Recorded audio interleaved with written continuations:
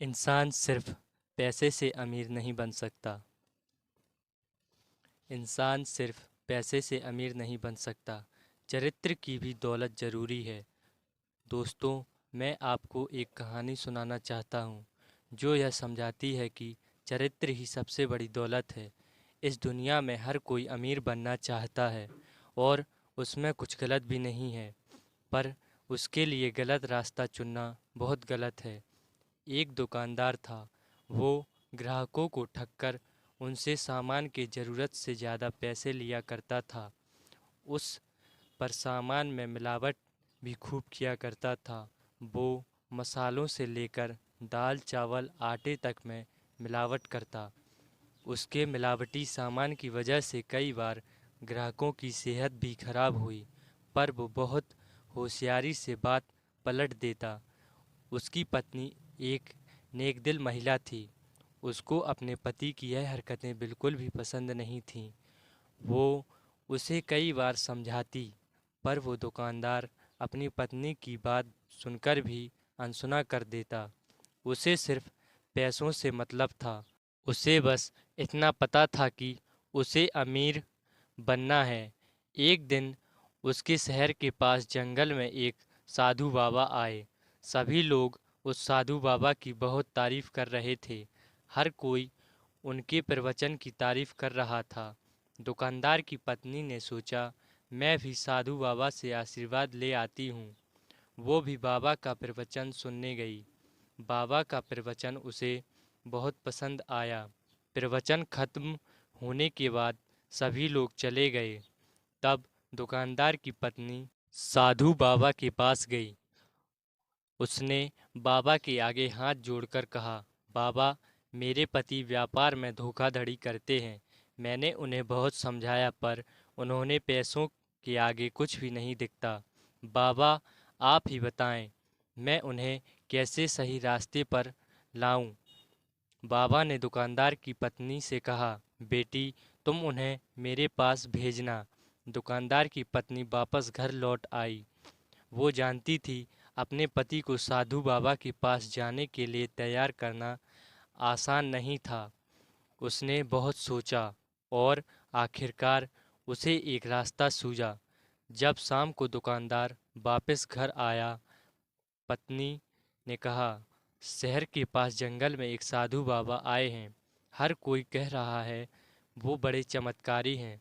पड़ोसन कह रही थी उसका पति बाबा से आशीर्वाद लेकर आया।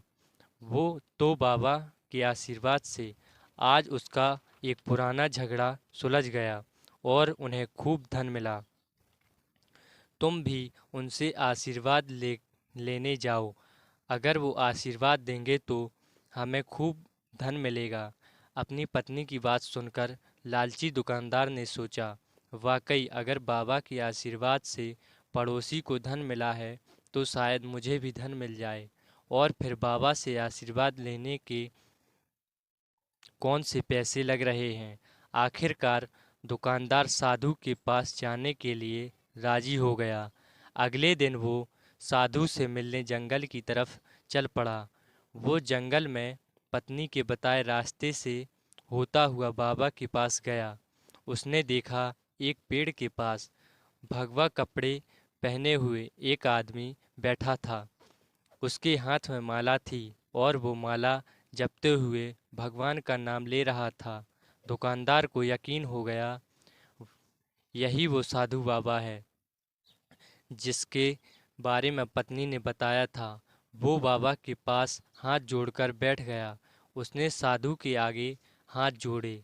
साधु ने दुकानदार को देखा, लेकिन उसने दोबारा आंखें बंद कर लीं और बिना कुछ कहे चुपचाप माला जपता रहा। दुकानदार को कुछ अजीब लगा। कुछ देर बाद भी जब बाबा ने आंखें नहीं खोलीं, तब दुकानदार ने सोचा, लगता है साधु को कुछ चढ़ावा चाहिए, तभी वो आशीर्वाद देगा। उसने सोचा, अगर थोड़े से चढ़ावे से बाबा खूब धन मिलने का आशीर्वाद देता है तो थोड़ा सा चढ़ावा भी चढ़ा देता हूँ।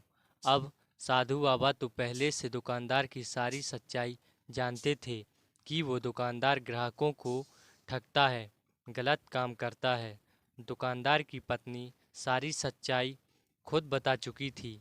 दुकानदार ने अपनी पोटली से थोड़ा सा धन निकाला और साधु के पैरों में रख दिया और कहा, बाबा, यह मेरी तरफ से छोटी सी भेंट है, इसे स्वीकार करें और मुझे आशीर्वाद दें। साधु ने आंखें खोलीं। फिर उसने मुस्कुराते हुए कहा, बेटा, यह धन अपने पास वापस रख लो। मैं भिखारियों से धन नहीं लेता। तुम तो खुद एक भिखारी हो। तुम्हारा चढ़ावा मुझे मंजूर नहीं है।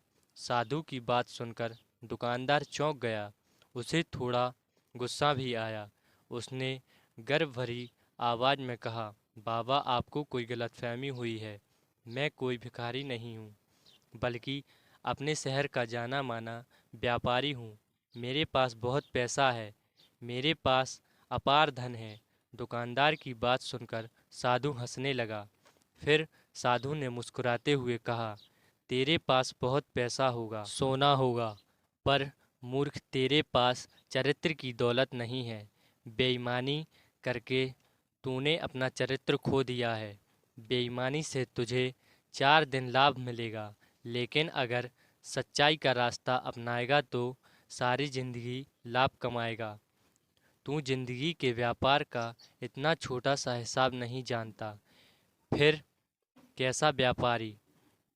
मेरी नज़र में तो तू भिखारी है, एक ऐसा व्यापारी जिसे खुद अपनी गरीबी के बारे में नहीं पता। साधु बाबा की बात सुनकर दुकानदार की आंखों में आंसू आ गए।